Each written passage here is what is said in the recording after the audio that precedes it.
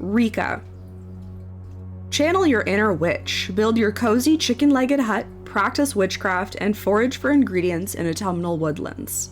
Solve quests and uncover the great mysteries of the legendary witch Baba Jaga. I would say this is a pretty typical third-person RPG with narrative at its core. There are some things that certainly set it apart, the biggest one being that we have a movable chicken-legged house. Muffled clucking. Hut, hut, stand up. Hut, hut, go where I say.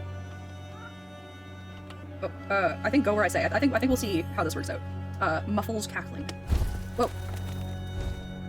Let's see where that takes us. Oh gosh. Do the trees pop back up after we walk by? Okay. Otherwise, we clearly have side quests, main quests, crafting, magic, and house decoration. I am curious to learn more about how the magic in this game works, because in the demo, we perform a ritual. And it's like we actually perform the ritual. We go through the steps of the ritual rather than gathering the ingredients and then like hitting a button and having a cutscene. She said put honey in it? Oh, I didn't have to remember. Very good. Now we shall both walk clockwise around the house to the next bowl. We set this up counterclockwise. Ah, bone dust in my eyes, bone dust in my lungs. Let me out. Though we do get a pretty cool cutscene as the ritual kind of comes to fruition.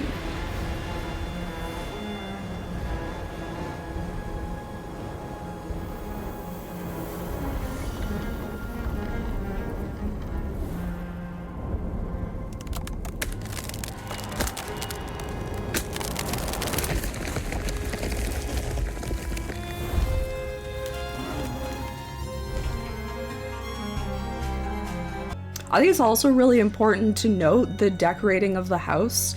It's decorating of the house. You gather things that you can use. We found loads of stuff in the demo, including a cat in a basket, which I thought I was going to get to pet, but instead I picked it up and put it in my inventory to put in my house, which was a moment. I picked up the cat. I can put the cat in my house? Heck yeah! But the important thing that I think to mention is just how finicky you can be with the decorating.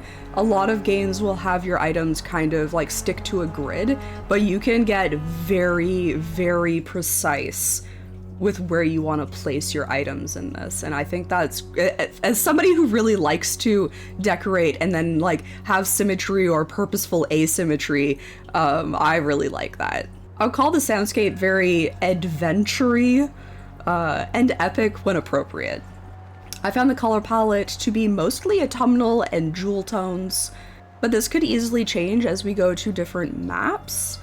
With Baba Jaga herself at our side, we will walk the world in our own chicken-legged house after running through a ritual to put her old house fully to rest. The beginning of the story really truly does draw me in. I'm very interested to see, like I said, the magic, but also just learn more about Baba Jaga and her history, and also maybe this like falling of witchcraft that seems to have happened, and us kind of being like a rejuvenation of that.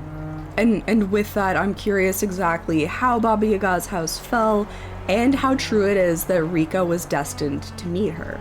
In addition, I think poking around the village, or future villages and settlements and things like that, poking around those for side quests and gossip, I think is going to be really interesting, because we obviously saw some of the villagers in the demo kind of like shit-talking Baba Jaga or having very specific feelings about the old lady who lives in the woods. Don't tell anyone, but I believe that old woman is a witch. I've seen her muttering over bones and gathering herbs at night. Pay no heed to these simple folks. The village forgets too easily. The witch often helps those in need one way or another. That checks out.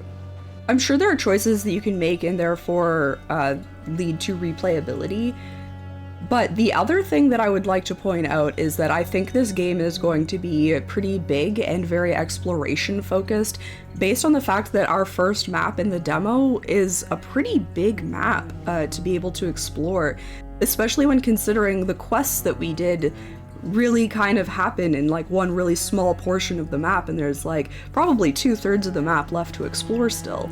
Perhaps some other side quests that I didn't get to. So even if there isn't replayability, I think the game provides a lot of content. I think it's quite clear that I really enjoyed this demo. This was one of the games from Ludonarracon that was actually already on my wish list. So I was very excited to find out there was going to be a demo out for me to play. It is up my alley both in gameplay and in content. I'm super down for anything witchy, especially if there's some real-world history or mythology tied to it.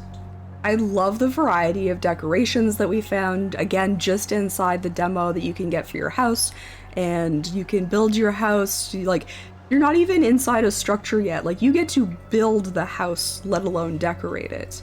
And as I mentioned before, I was absolutely stoked to find a cat that I could put in as, like, a decoration to my home. I think the fact that it has such a large map in the demo really does lead to the fact that there will be a lot to explore, and if you know me, you know I like to really explore and click all the buttons, talk to all of the people. That really is my thing. If you like witchy vibes, room for exploration, and house decoration, this is a game for you. Thank you so much for checking out this gaming video by me, Chickadee. And now it's time to click all the buttons down below, subscribe, like, you know the drill. I hope you guys had fun. I had a blast. Catch you next time. Bye.